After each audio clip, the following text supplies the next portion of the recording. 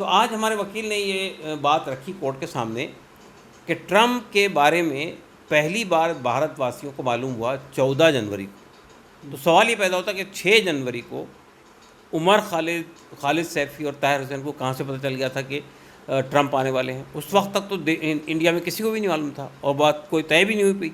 पहली बार 14 फरवरी को government of India ने पब्लिकली अनाउंस किया कि ट्रंप आने वाले हैं। तो उन्होंने ये बुनियाद रखी कि ये फैब्रिकेटेड है, बेबुनियाद है। दूसरी बात उन्होंने ये कही कि उमर खालिद के बारे में ये बात कही गई चार्जशीट में कि इन्होंने बहुत ज़्यादा भड़काऊ भाषण दिए, बहुत ज़्यादा भड़काऊ भाषण दिए देश में जगह जगह CAA NRC के मामला को लेकर, और स्टेट के ख़िलाफ़ एक तरह से वो किया। तो उस पर हमारे वकील ने बात रखी और ये कहते हैं कि बहुत सारे भड़काऊ भाषण दिया। तो इन्होंने सिर्फ एक भाषण का कुछ टुकड़ा FIR में पेश किया, चार्जशीट में पेश किया, और वो भी खुद के कोशिशों से नहीं बल्कि रिपब्लिक TV से और दूसरे लोगों से लेकर उसको उसमें पेश किया गया। तो वो भी उसका भी जो है कोई एक भाग को निकाल कर इन्होंने बताने की कोशिश की कि ट्रंप आएंगे तो उसमें यहाँ पर हम अपनी बात रखेंगे, इस तरह की बात उसमें आई। तो हमारे लॉयर ने वो पूरी तकरीर जो वेलफेयर पार्टी ऑफ इंडिया के अमरावती के एक प्रोग्राम में उमर खालिद ने की थी, वो पूरी तकरीर आज कोर्ट के सामने पेश की। इसमें बताइए कौन सी चीज़ ऑब्जेक्शनेबल है। ज़ाहिर है कि उसके अंदर तो यही बात थी कि आप गोली मारेंगे तो हम सब अपना सीना सामने लेके आएंगे, आप ये करेंगे तो हम तिरंगा लेकर आएंगे, आप नफ़रत फैलाएंगे तो हम मोहब्बत फैलाएंगे। तो उसमें गांधी जी के हवाले से ही बहुत सारी बातें कही गई। तो उन्होंने पूछा कि इसके अंदर कौन सी चीज़ है जो ऑब्जेक्शनेबल है, आप बताइए इसमें। तो ये बात कि दिल्ली पुलिस को कोई चीज़ अपने सूत्रों से नहीं मिली, वो दूसरे सूत्रों से ले रही है, वो भी कंकॉक्टेड है, तो ये भी गलत है। तीसरी बात उन्होंने ये कही कि मार्च यानी फरवरी में ये राइट होते हैं, 6 मार्च को FIR दर्ज होती है, और 6 मार्च की FIR में आपके पास में सिवाय इसके कि ये ट्रंप आएंगे तो ऐसा करेंगे, इसके अलावा कोई चीज़ नहीं थी। बाद में आपने सब्सिक्वेंटली कुछ विटनेसेस खड़े किए, कुछ और चीज़ें फैब्रिकेट की और आपने उस बाद चार्जशीट बनाई। तो ये पूरी चार्जशीट जो है वो फैब्रिकेटेड है, कंकॉक्टेड है और बहुत बोगस किस्म की चार्जशीट उन्होंने बनाई है।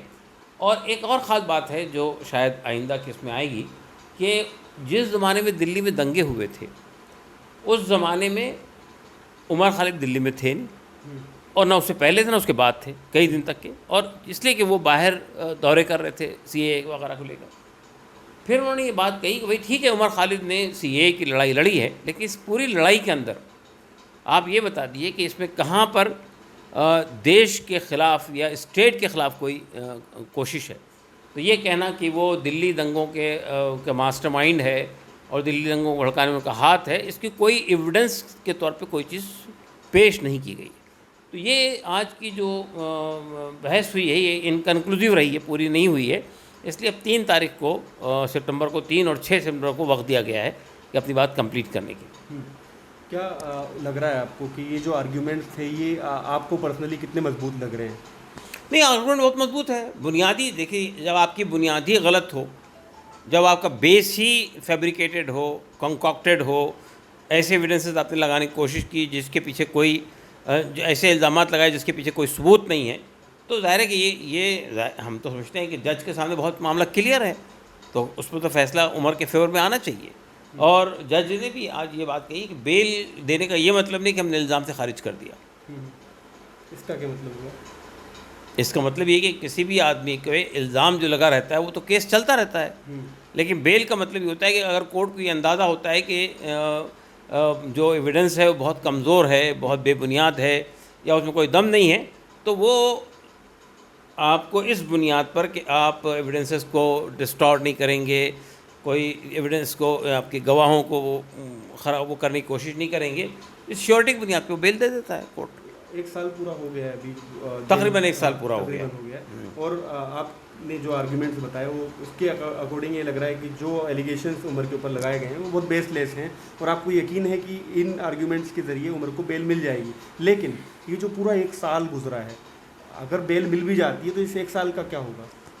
देखिए, ऐसे तो बहुत सारे केसेस हैं, हमारे बहुत सारे लोग टाडा में, पोटा में 10 साल, 15 साल, 21 साल तक जेल में बंद रहे हैं। उनकी ज़िंदगी तो तबाह कर दी है कोर्ट ने, आपके पुलिस ने। उनको कोई कंपनसेशन भी नहीं दिया गवर्नमेंट ने। तो ऐसे तो बहुत सारे मामलात हैं। तो होना ही चाहिए हमारे यहाँ। देखिए लीगल उसमें फ्रेमवर्क में और आपके क्रिमिनल जस्टिस सिस्टम में एक बात ये भी आनी चाहिए कि अगर ये साबित हो जाए कि इल्ज़ामात फैब्रिकेटेड हैं, कंकॉक्टेड हैं, तो फिर जिन लोगों ने इल्ज़ामात लगाए हैं उनके ख़िलाफ़ केस चलना चाहिए। अगर आप चाहते हैं कि यहाँ पर बेबुनियाद तरीके से लोगों को मुलविस नहीं किया जाए, उनके ह्यूमन राइट्स को वायलेट नहीं किया जाए, उनके फंडामेंटल राइट्स का आदर किया जाए, तो होना ये चाहिए कि जो स्टेट की तरफ से हो या पुलिस की तरफ से हो, अगर कोई कंकॉक्टेड इल्ज़ामात लगाए जाते हैं, बेबुनियाद इल्ज़ामात लगाए जाते हैं, तो फिर पुलिस के ख़िलाफ़ भी कार्रवाई होनी चाहिए। और जिस अक्यूज़ को आपने बंद किया, उसका ज़िंदगी का एक कीमती साल वेस्ट हुआ, कई घंटे तबाह हुए, उसको कंपनसेशन मिलना चाहिए।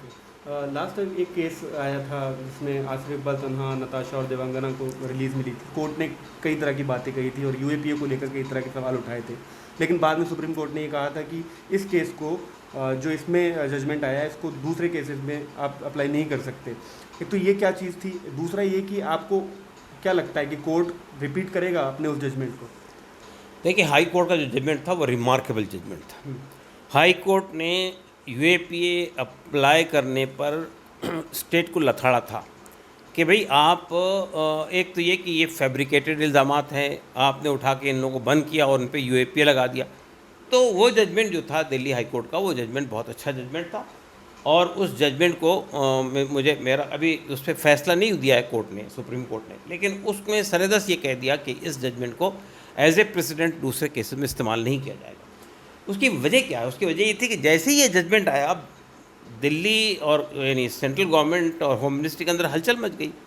उनकी पूरी बुनियाद ही लड़खड़ा गई थी, जो इतनी बड़ी बुनियाद बनाई गई। यानी आप सोचिए कि राइट हो रहा है, मुसलमानों की जाने जा रही है, यानी ज़ाहिर है कि 53 लोग जो मारे गए उसमें 43 से ज़्यादा लोग मुसलमान हैं। वो उनकी जाने गई, उनका कारोबार तबाह हुआ, उनके बिजनेसेस ख़त्म हुए और इल्ज़ाम भी उन्हीं के ऊपर लगा दिया जाए। तो ये तो अजीब किस्म का मामला था। और जो लोग उसके पीछे थे वो लोग बाहर घूम रहे हैं। तो मेरा कहना ये है, असल में ये जो दिल्ली हाई कोर्ट का जजमेंट था, उस जजमेंट के बाद में हुकूमत को लगा कि अगर ये जजमेंट बाकी रहेगा तो फिर बाकी सब लोगों को धड़ाधड़ बेल मिल जाएगी, इसलिए कि बुनियादी उसमें उखड़ गई थी। लेकिन देखिए, वो जजमेंट एज ए प्रेसिडेंट तो इस्तेमाल नहीं हो सकता। यानी अगर कोई दिल्ली हाई कोर्ट का, कोई किसी भी हाई कोर्ट का कोई जजमेंट आ जाता है तो फिर लोअर कोर्ट के लिए उस जजमेंट को वायलेट करना मुमकिन नहीं होता है। लेकिन उस केस में जितने आर्गूमेंट पेश किए गए थे जज की तरफ से, वो आर्गूमेंट तो वैलिड है, वो आप इस्तेमाल कर सकते हैं। अपनी जो वकील है वो अपने पूरे उसमें अफिडेविट में उन सब दाखिल कर सकता है। तो उसमें सिर्फ ये होगा कि वो एज ए नज़ीर इस्तेमाल नहीं होगा नीचे के लोगों के लिए, लेकिन उसके पूरे आर्गूमेंट को अदालत यानी वकील उसको इस्तेमाल कर सकता है। केस का जजमेंट क्या आता है, क्या फ़ैसला होता है, ये तो कोई आदमी प्रेडिक्ट नहीं कर सकता है। लेकिन उनको ये यकीन है कि ये फैब्रिकेटेड केसेस हैं, आज नहीं तो कल बहरहाल उनको रिहाई मिल जाएगी। कितना उम्मीद है आपको कोर्ट अब क्या आगे होने वाला है इससे? देखिए, हमें कोर्ट से बहुत ज़्यादा उम्मीद है और हमें ये यकीन है कि कोर्ट की, देखिए बेसिकली उसमें हमारे जज ने ये बात कही है कि देखिए लेजिस्लेचर का काम होता है कानून बनाना, और जुडिशरी का काम ये होता है कि अगर किसी को कानून के बुनियाद पर हाथ बांध दिए जाएँ जुडिशरी के, तो जुडिशरी को उसको तोड़ने की कोशिश करनी चाहिए। उन्होंने बताया कि यूएपीए जो है वो अनलॉफुल एक्टिविटीज़ प्रिवेंशन एक्ट है। तो प्रिवेंशन के इसमें क्या किया गया बताइए? ये काम तो अगर ये दिल्ली दंगे अगर इन लोगों ने करवाए तो दिल्ली दंगे तो हो गए, इसको कहाँ से प्रिवेंट किया यूएपीए ने? और इसमें आपने अगर ये दिल्ली दंगे में क्या हुआ, कुछ लोग मारे गए, कत्ल हुआ, कुछ प्रॉपर्टी तबाह हुई, तो इन पे जो सीआरपी की दफ़ा है वो लग सकती है। यूएपीए लगाने का मतलब सिर्फ ये है कि आप किसी आदमी को बेल देने पर कोर्ट को बांध रहे हैं, कोर्ट के हाथ को बांधने की आप कोशिश कर रहे हैं। इन्होंने कहा भी कोर्ट का काम यह है कि अगर मैं अक्यूज़ हूँ, मुझे बेबुनियाद फंसाया गया, तो कोर्ट का काम है कि मुझे इंसाफ दिलाए। लेकिन स्टेट ये करती है कि कोर्ट के भी हाथ बांध देने की कोशिश करती है, तो कोर्ट को रेजिस्ट करना चाहिए। ये बात भी हमारे आज के वकील ने इसको आर्गूमेंट में कही है। Thank you. इस वीडियो को क्लियर इंडिया पर देखने के लिए आपका बहुत बहुत शुक्रिया। ऐसे शेयर कीजिए, ज़्यादा लोग तक पहुँचाइए। Thank you.